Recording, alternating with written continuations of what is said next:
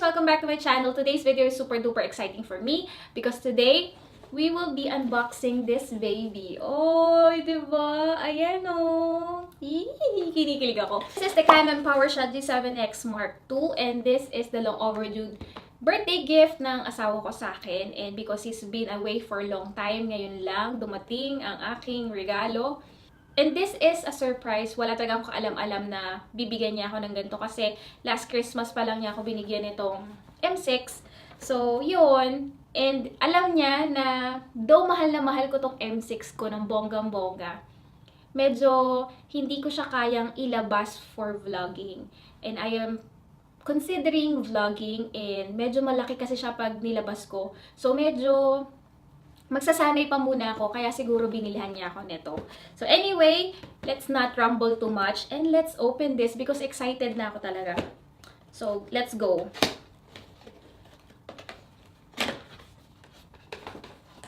So, inside the box is just this one.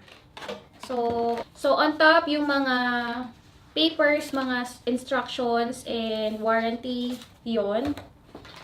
And then, battery, ano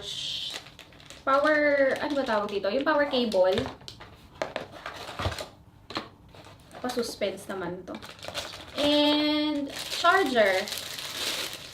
Yung charger niya. Oh, hindi pala siya same ng battery ng M6. So, hindi ko rin magagamit pala yung... Okay, so ito siya. Mas maliit siya compared dun sa battery ng M6. And then, yung pinaka, ano tawag doon? Yung pinaka, basta yung ganito. Yung, parang tali. And, of course, here it is. Open natin. Yan. So, ayan na siya. Diba? Oh my gosh. So, ayan na siya. Ang liit niya, ang gaan niya. Oh my goodness. So, comparing dun sa aking M6, di hamak mas magaan to at di hamak mas maliit. They're different naman kasi M6 is a mirrorless camera and this is point and shoot.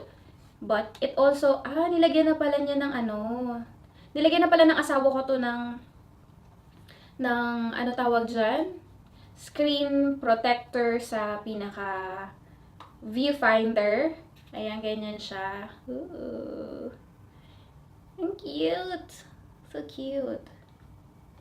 Gaan niya, oh. Nakaka-lurks.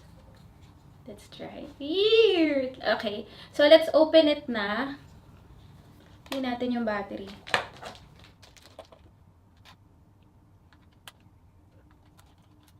Ayan. Meron na rin palang memory card na nilagay yung asawa ko sa loob. Yan, no? Oh. So, this is how, I'm sure, hindi naman ito ang first time na makakita kayo ng G7x kasi talamak siya sa YouTube. Marami na talagang meron ganito. So, ganyan kalaki yung nag-extract na lens niya. Pero kahit ganong nag-extract siya, magaan pa rin siya. And if you put the... diba? Ang ganda. So, let's try to... Anyway, this is not a review, so it's just an unboxing. Ang cute! Nakaka-lurky. Ang gaan niya talaga, guys. Promise. So, ayan na siya. And, nai-excite na akong gamitin siya. Ang gaan-gaan niya talaga. So, sabi sa box, this is 20.1 megapixels. And 24 millimeters wide, 4.2 zoom, siguro yon.